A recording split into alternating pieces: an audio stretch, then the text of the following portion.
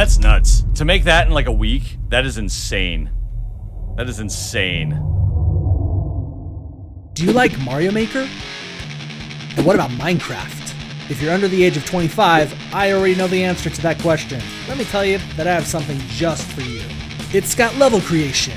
It's got upgrades and purchases with in-game money. It's got little blocks you can blow up and collect more of. And best of all, you can create your levels, share them to the world, and the rest of the world can destroy everything you've worked so hard to build.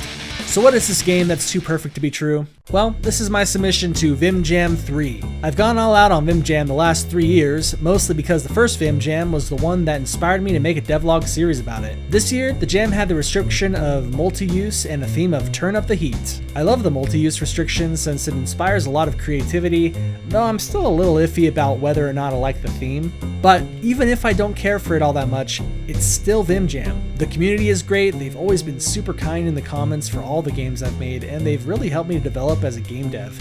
Not to mention they put some pretty fantastic games out every year. I've yet to see a year go by where at least 1 or 2 of the games won't be on my top 10 Game Jam games come end of the year. And best of all for me personally, it's a big jam, but not so big that you can get completely lost in it, which is what usually happens to me during Ludum Dare and GMTK. So let's get into the making of this YouTube algorithm goldmine that is combining Minecraft and Mario Maker into one. I've been thinking about making a level creator for a while now, but I've always been too scared to attempt it. Fortunately for me though, I had a bit of a breakthrough recently when I was designing the undo button for my game Tektra, which essentially requires me to do the same thing of storing the data for every object on the map and then recreating it. For those wondering how something like this is pulled off, I basically check every object in the room and store the data to a JSON string. Jason!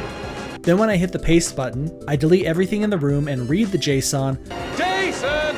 which tells me what to make and the properties of each object. Around this time, I shared my progress on Twitter to get a feel for what everyone thought, and also put the feelers out there in case anyone wanted to do the art. Enter Hitbox Punisher, Gilbert, an awesome streamer, coder, artist, and overall great guy. He volunteered to help with the art and also spent a good deal of time making this advanced selection toolbar for the level editor that made the level editing process a breeze. You'll notice me snapping back and forth a bit from later clips here too, since I usually turned off his selection tools while I worked because I was so sure I would screw something up, and most of what this guy wrote was completely above my head. Thankfully, he's a gracious mentor and he spent a huge chunk of time walking me through the GitHub collaboration process, as well as some tricky uses for structs which I've been a bit afraid to tackle in the past. It was fantastic learning from him during the jam. We are eternally grateful. Yeah, whatever.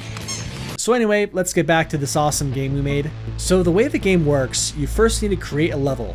If you've played Mario Maker or any game similar to it, you should feel right at home here. Just place down whichever items you want to lay the block and click the play button to finish it. You'll notice you only have a certain number of blocks and other assets to lay down. That's because the idea is that you'll need to steal resources from the other maps to use in your own level.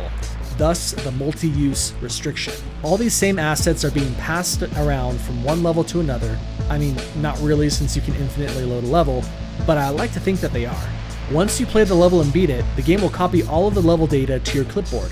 You then paste the level data in the community section of the game. It'll automatically populate with the level name you gave it and also the heat level for the level. What's the heat level, you ask? Well, that's based on how much you upgraded everything in the game. See, this isn't just Minecraft and it's not just Mario Maker. It's also a Metroidvania. Well, no, not really.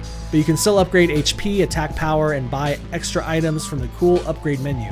The more you upgrade everything, the more powerful it becomes and the more heat you give the level. Or at least that's what should be happening. If I wasn't a doo-doo head and hadn't forgotten to include the item HP and attack power in the level data that gets saved. You can even see what's going on if you look carefully. You see the object name, its X value on the map, and its Y value on the map. And of course there's no HP or attack power because I'm a moron and didn't realize it until after the jam submission period was over. Oh well, it'll be an easy fix once the hold on the game file is lifted and we can submit a post-jam version. So let's get back to what I was saying before. You add the level data and the heat level, and your game is all ready to be used by other players. Then you can search through the vast collection of user-submitted levels on the community page here, and then load this data into the game. The code will automatically detect and delete the opening section if you left it in, so people don't have to worry about copying it exactly. That said, if you add anything to the end of the level data, it'll crash your game. As far as I can tell, GameMaker doesn't have anything to tell you if the data on your clipboard is gibberish and can or cannot be parsed from JSON into GML. So until I'm smart enough to upload this data directly to the internet and download it and use it without the player messing up things in between, there's always a chance for a crash.